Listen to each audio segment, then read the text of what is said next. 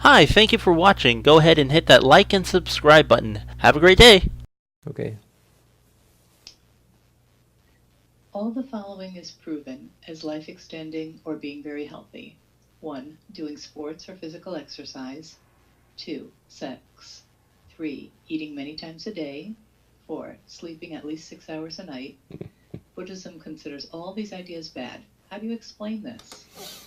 Very good question, no? It's a tough one. Okay. Well, let's start by countering some of these claims. Okay. Sports and physical exercise, a lot of the reason why it's considered to be healthy is because people eat many times a day, for example. And eat, well, let's just say eat too much. Let's start there.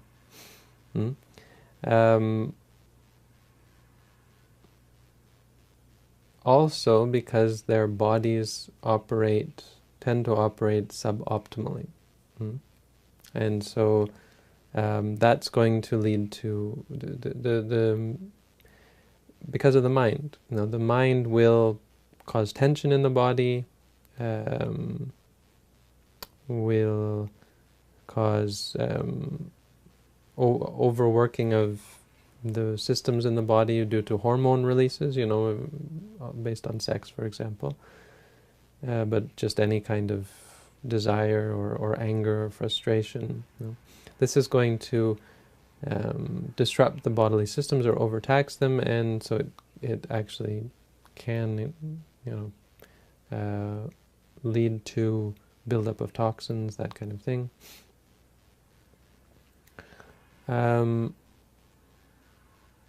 And so hence there's the need to exercise. Do sports and do exercise. This helps people. But see, all of these studies for all of these things are dealing most likely with people who don't meditate, or maybe do a little bit of meditation but not seriously. You're dealing with ordinary people who consider sports to be their meditation, so it's helpful for them. It's a way of relaxing. Well, good for them. If you practice meditation, especially walking meditation, you'd have to do a study of those people and to see whether sports, whether they were actually lacking something. And I think you'd find that no, indeed, they're not. I mean, ridiculous, because consider the sort of the stereotypical Asian person living on the mountain who lives to be 90 or 100 who never does any sports. I guess in some cases they're doing a lot of physical activity, but in many cases not. In many cases it's just peaceful living, Peaceful living changes so much. That's one thing. So anyway, talking about sports and physical exercise, I think you can challenge that based on a meditative lifestyle, that there's really no reason to require your muscles to be bigger or your cardiovascular system to be worked out. If your mind is in tune with the body, because you will find through meditation that your body functions far more efficiently through meditation. You can feel in the meditation practice that a lot of toxins are being flushed out. Okay, sex. Well, besides the fact that it's a physical activity, I don't know what to say here, because you study the addiction centers in the brain. What you're talking about, I guess, is the release of endorphins, whatever, there's a lot of dopamine, I'm sure, oxytocin, I don't know, I'm sure there's a lot, yeah.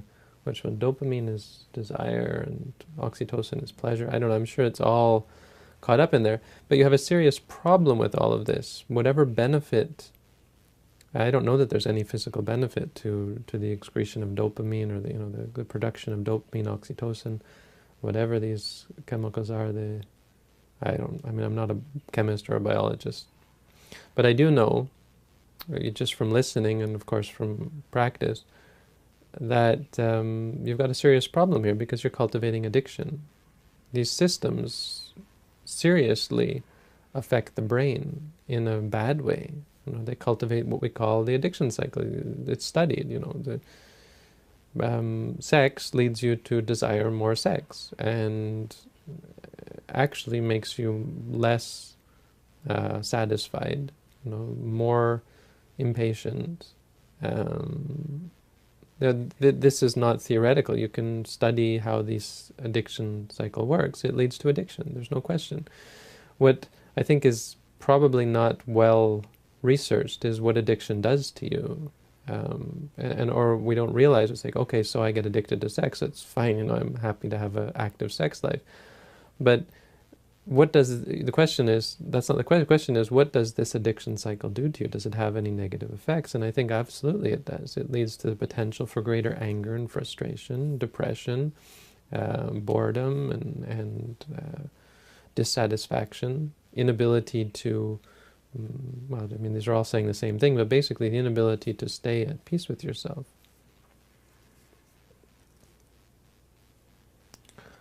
So the idea that sex is, what are you saying about these things? Life extending or being very healthy.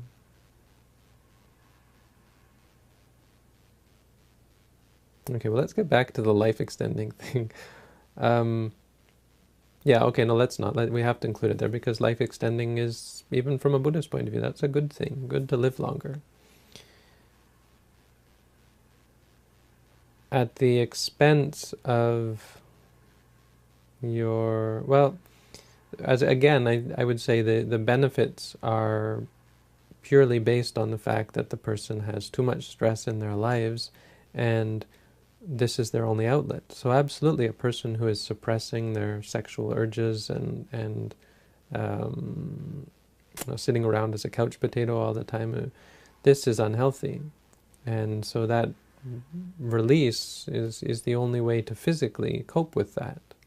It's just a bouncing back and forth. But I would say definitely a person who is able to overcome those things is better off.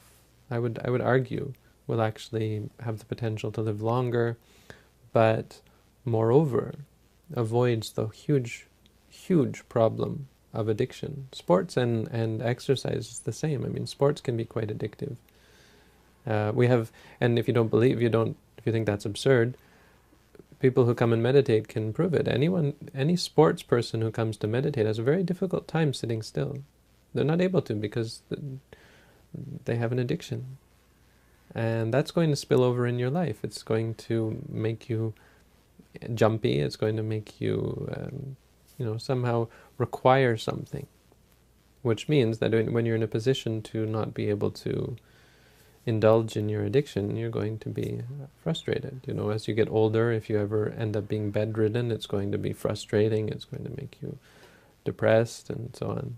Definitely, this happens. Sports, people who suffer injuries in sports, they become depressed and frustrated and turn to alcohol in extreme cases, but it's a problem. So, which gets to sort of the other part of this answer is that Buddhism isn't so concerned with the body.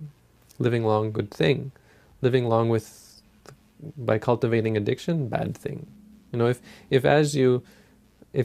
living 100 years means you can cultivate more addiction, then better to die early. I mean, it's a horrible thing to say, but you're not doing anything good by living. So, as the Buddha said, yo jawasa satang jive apasang utayapayang ekahang jivitang seyo pasang utayapayang. That's not quite the correct grammar. Better it is to live one day, better than to live 100 years not seeing the truth, not seeing arising and ceasing, not seeing the nature of things. Better to live one day having seen this truth. So that's the second, probably the more deep part of this answer. But I don't think these claims should be should be left unchallenged. So number 2. Number 3, eating many times a day. I've heard this, and I've had doctors tell me, even a Thai doctor told me, he said, I don't want to say bad things about monks, and then he basically went on to say how bad it is that monks only eat in the morning. Again, I want to say that it has to do with people's their lifestyles, but I guess I'd have to look deeper into the science of it. I want to say that eating once a day is great. It feels regular. Eating once a day, just one meal, for example. My guess, my hypothesis is that the digestive cycle works on a 24-hour, something like a 24-hour cycle anyway. You fully digest food. Maybe that's a myth, but as I understood, it was a 24-hour thing. So you get into a very regular cycle, and your bowel movements are regular. Everything seems, quite efficient, eating only one meal a day. But again, the much bigger problem is, can you imagine eating 10 meals a day, for example? I don't know how many meals they say is good, at least 4 or 6 maybe, eating throughout the day. Great, so it's good for your body. What are you, a cow? I mean, what is this how you want to live your life? Live to eat? Problem is addiction. If you eat many times a day, who cares how good it is? It's sort of this, this stereotypical, the cynic who looks at the health nut, a person who obsesses over their food and is all into, everything has this. I mean, I'm pretty particular personally, knowing not to use trans fatty acids and not to, trying to stay away from fried foods, red meat, meat in general, try to stay away from too much sugar, etc., etc. Chemicals, not wanting to eat stuff if it's pumped full of chemicals. So these, I think, I mean, it feels kind of like a healthy, sort of discrimination. But people can go extreme, and they live their lives, about their food, obsessing over their food. And see some of these people, and they have their raw grains and nuts, and it's heaven for them. This is an obsession. It feels good, but it's an addiction. It's not necessarily that, but simply eating many times a day is encouraging your addiction. So again, we're much more concerned with the mind. You're going to die, but if you die full of lust and greed for food, you might be reborn as a cow or a pig. Look at how pigs eat. They'll eat anything because they're so caught up in food. Getting caught up in food, very dangerous mentally, spiritually. Okay. Number 4, sleeping at least 6 hours a night. Now that's the easiest. Obviously that has much to do with the state of mind. A person who is highly stressed out probably needs about 8 hours of sleep, maybe even more. Person who isn't stressed out. I've got a meditator downstairs who I told to sleep 4 hours a night. We have meditators who don't sleep, who practice all day and all night. There's monks do this for months. There's a story, the first verse of the Dhammapada, the background story is about a monk who did this for 3 months. And apropos, he became blind as a result of his practice. He destroyed his eyes, so he really hurt his body. But at the same time, he became an arahat. So they called him Jakupala. Jaku means eye, Bala is guardian. He's one who guarded his eyes. It's a play on words because there's 2 kinds of eyes: the eye of Dhamma and the physical eye. So he protected the important vision. He gained the vision that was most important and became blind physically. He dispelled his spiritual blindness at the same moment when he losing his physical vision. So, again, two parts to the answer. One, it's certainly these kinds of studies are dealing with ordinary people who aren't doing intensive meditation, but also not such a big deal to neglect the body in favor of the mind to some extent. Of course, you rely on the body, it's no good dying, but certainly better to die mindful than to live corrupt. So thank you, good question, but we'll have, maybe it's a bit of a disagreement. So anyway. If you like this video, please hit the like button. Leave a comment down below, and check out my channel for more videos. The description also has links to all my social media, as well as a link to my Amazon page. Have a great day!